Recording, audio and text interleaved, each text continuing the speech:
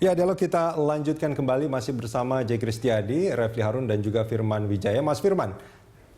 Oh iya. Ya, ini kalau kita bicara soal gugatan yang dimasukkan ke MK ini sebagian mengatakan bahwa ingin sekali agar ada satu lembaga yang bisa memerintahkan kepada KPU untuk membuka form C1 dan itu nampaknya penting sekali bagi tim kuasa hukum Prabowo Hatta. Oh iya.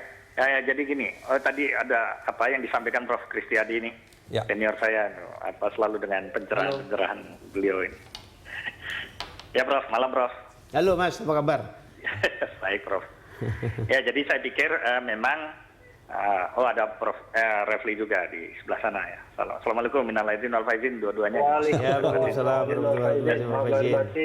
Ya, jadi sebenarnya apa yang saya lakukan sebagai upaya penyelesaian masalah. Tentunya ini adalah sebuah strategi untuk membuat arah penyelesaian ini tetap pada track demokrasi. Substansinya hukum itu kan walaupun fondasinya ada aspek politiknya juga ada aspek hukumnya tentunya. Nah ini tentu harus ada keseimbangan di antara dua ini. Dan hukum mesti jadi panglima penyelesaian persoalan-persoalan menyangkut sengketa demokrasi. Jadi kita sepakat apa yang disampaikan juga Pak Refli bahwa tentunya harus ada trust building terhadap lembaga manapun. Itu kita memang itu yang justru kita dorong proses sengketa pemilu ini, sengketa pilpres ini kepada alur yang semacam itu. Sehingga apa yang kita lakukan misalnya permohonan untuk pembukaan form C1 tentunya ini kan semangatnya tidak lain adalah menjaga kualitas demokrasi itu sendiri. Ya. Tentu apapun jenis pelanggaran atau kejahatan kalau memang terjadi dalam tahapan itu kan tidak boleh dibiarkan atau terjadi pembiaran terhadap. Karena artinya Mas Firman, kalau boleh saya simpulkan, apapun keputusan MK nanti itu akan menjadi keputusan final yang akan diterima oleh kubu Prabowo Hatta? Ya, walaupun itu yang saya katakan tadi kan, sebagai lembaga the last resort, memang ini kan berjalan secara bersamaan. Memang ada satu lagi yang kita lakukan, yaitu penyampaian keluhan atau pengaduan kepada DKPP karena menyangkut penyelenggaraan pemilu yang kami lihat ada penyimpangan-penyimpangan yang agak serius kelihatannya. Nah karena itu sebenarnya kalau DKPP itu kan cuma masalah etika, Mas Firman. Ya Mas Firman, DKPP itu kan cuma masalah etika penyelenggara kan? Ya, kan tetap penting masalah itu karena behavior ya, perilaku penyelenggara. Ya, ini juga menentukan aspek legal behavior-nya, perilaku hukumnya dalam produk-produk yang diputuskannya. Apakah memang itu murni merupakan sikap lembaga secara independensi atau ada faktor-faktor lain? Nah ini kan semua perlu diteliti. Saya pikir jauh lebih baik mengoptimalkan, memaksimalkan semua lembaga yang memiliki sistem secara terpadu dalam konteks menjaga kualitas demokrasi itu sendiri. Ada DKPP, ada Bawaslu, ada MK. Saya rasa sebaiknya memaksimalkan atau mengoptimalkan lembaga-lembaga yang ada ini, ya ketimbang kita atau ada hal-hal lain yang justru tidak mendidik masyarakat. Bagian dari pendidikan demokrasi kan juga justru di dalamnya intinya adalah pendidikan hukum itu sendiri. Ya. Jadi memang sekali lagi saya katakan di tengah krisis kepercayaan terhadap lembaga Mahkamah Konstitusi yang selama ini mungkin muncul karena masalah-masalah yang dihinggapi terakhir-terakhir, kita justru mendorong bagaimana penguatan dan pengembalian kinerja daripada lembaga Mahkamah Konstitusi sendiri melalui instrumen Mas Firman, kalau mendidik demokrasi itu menjadi penting, kalau menurut Anda menarik diri dari proses rekapitulasi yang belum selesai, apakah itu mendidik demokrasi? Itu biasa saja Pak. Kalau menarik diri dalam proses perhitungan, saya rasa itu kan bagian sama dengan orang menyatakan keberatan instruksi. Belum selesai. Dicatatkan. Ya. Rekapnya belum selesai pada saat itu? Kenapa? Rekapnya pada saat itu belum selesai. Setiap orang kan punya mekanisme komplain. Hanya di dalam aturan KPU memang tidak ada instrumen seperti itu. Baik. Maka itu kan itu bagian juga dari sebuah upaya atau ikhtiar ya.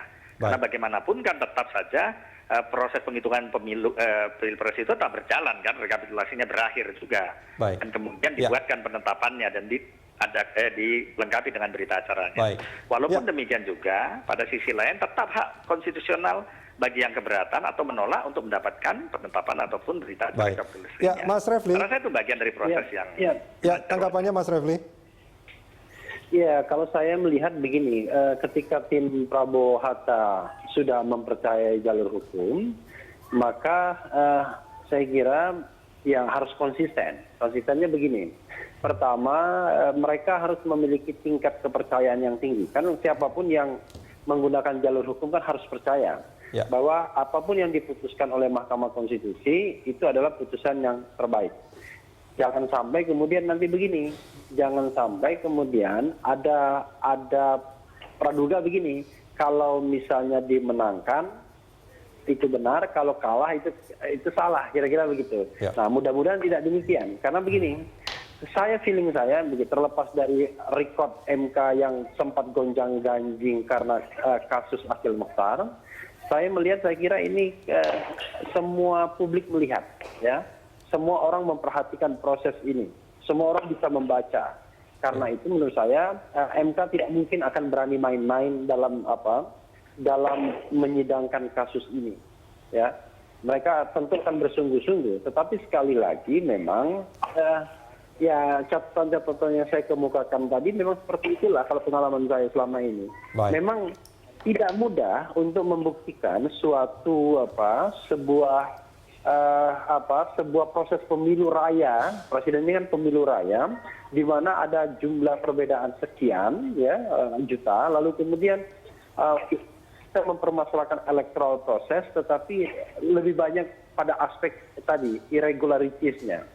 Nah, tetapi ya kita lihat saja bagaimana MK mengolah proses ini. Yang penting adalah menurut saya bahwa kedua belah pihak, baik pihak Prabowo maupun pihak Jokowi, ya harus menjalani proses ini secara damai, peaceful, menghormati persidangan, lalu kemudian berupaya untuk memberikan bukti-bukti yang kuat dan akurat. Karena bayangan saya tidak hanya kubu Prabowo Hatta yang barangkali akan mengajukan klaim-klaim kecurangan dan lain sebagainya yang dianggap dilakukan oleh pasangan Jokowi dan JK.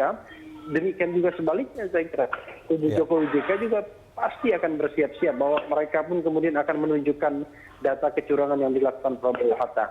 Karena saya katakan pemilu Indonesia sejak zaman reformasi, kalau dikatakan itu mulus semua, terlalu naif kita mengatakan. Ya kan, kekurangan dan kecurangan itu pasti ada, tetapi mengatakan bahwa kekurangan dan kecurangan itu hanya dilakukan oleh satu pihak, saya kira tidak. Itu juga naif juga ya. Ya, karena tidak ada single power dalam peta politik Indonesia sejak tahun 1999. Saya kira Mas Kris bisa mengkonfirmasinya, kecuali pemilu ini diadakan pada era Orde Baru, di mana kita sudah tahu hasil pemilu 5 tahun sebelum pemilu dilaksanakan, kan begitu. Oke, baik Mas Refli, tentunya juga kita mengharapkan dalam waktu 14 hari ke depan nanti pada proses persidangan di MK kita akan tahu hasilnya dan itu menjadi keputusan final yang akan dipegang juga oleh seluruh rakyat Indonesia. Mas Refli dan juga Mas Firman, terima kasih banyak sudah bersama kami. Sama-sama, Mas Refli, Prof. Sekali lagi, maaf lahir batin, minal aidin wal faizin. Maaf lahir batin, minal aidin wal faizin ya semuanya. Mas Kris, ini memang kita harus terus mendorong ya, artinya bagi kubu Prabowo Hatta untuk menggunakan yang dikatakan oleh Mas Firman dan juga Mas Refli. Ini adalah track yang betul sebetulnya. Sebetulnya Mas, kalau bisa dibahasakan yang lain, kubunya Pak Prabowo Hatta ini sedang sebetulnya memberikan minyak pelumas kepada mesin demokrasi. Mesin demokrasi bekerja semua ini sekarang ini ya, dengan gegap gempita, dan bahkan KPU menurut saya patut diberi penghargaan setinggi-tingginya. Bagaimana dia juga teman-teman ini bisa membuat suatu transparansi yang sedemikian rupa, ya. Dan kemudian juga bahkan Bawaslu itu juga bukan orang main-main nih, mengawasinya beneran ini, ya. Bahwa diawasi secara beneran, pun mereka mengakui ini bener nih.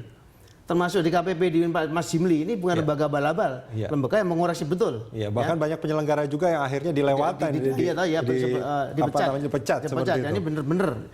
Bahkan dua Bawaslu, lalu kemudian di KPP, masyarakat itu juga kritisnya bukan main sama KPU ini, dan dunia mengakui. Nah, tapi toh kemudian kubunya Pak Prabowo dan Pak Hatta terus mencoba bertahan, tapi juga yang digerakkan mesin demokrasi, ya kan, bukan mesin perang.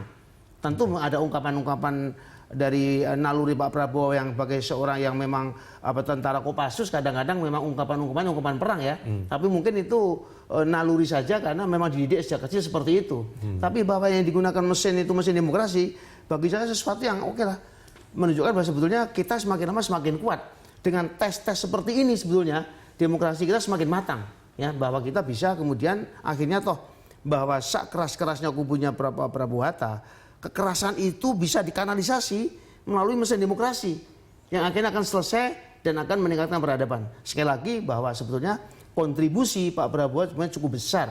Apalagi kalau kemudian juga bisa kemudian mengambil hikmah ini bagaimana kemudian bisa membangun lembaga partai politik yang namanya Gerindra, itu betul-betul lembaga politik yang di dalam juga demokratis, sekarang ada modal, tokohnya sangat berwibawa dan disegani, ya saya lihat sendiri tadi itu tokoh-tokoh partai di sekelilingnya semua mantuk-mantuk semua kalau pidato, betapa dia hormatnya. Oleh karena itu kalau ini bisa dikapitalisasi menjadi sesuatu kekuatan demokratis, menurut saya tidak mustahil memang dia akan tetap bertahan di dalam panggung politik dan mungkin akan mempunyai peran yang besar lagi, saya kira begitu. Anda ingin mengatakan bahwa apa yang dilakukan oleh semua orang pada saat ini, semua kubu pada saat ini menjadi ujian bagi demokrasi di negeri ini. Benar sekali. Dan saya senang bahwa ternyata yang hidup tuh mesin demokrasi. Oke, orang berkeroyok, orang demo-demo, tapi juga TNI netral, polisi menertibkan. Ya, tentu Pak SBY juga bersikap gentleman, saya mengakui selamat kepada elected presiden. Apa itu kombinasi Pak Jokowi Yusuf Kala dan semua seperti itu. Toh masih ada yang melawan, tidak apa-apa. Karena yang digunakan juga mesin demokrasi. Oke lah ngomong keras-keras. Nah cuma kekerasan itu jangan sampai keras-keras yang bisa menimbulkan efek mencemaskan masyarakat. Jangan begitu. Baik Mas Kris, terima kasih banyak sudah bersama kami di Prime Time Talk. Sama-sama ya.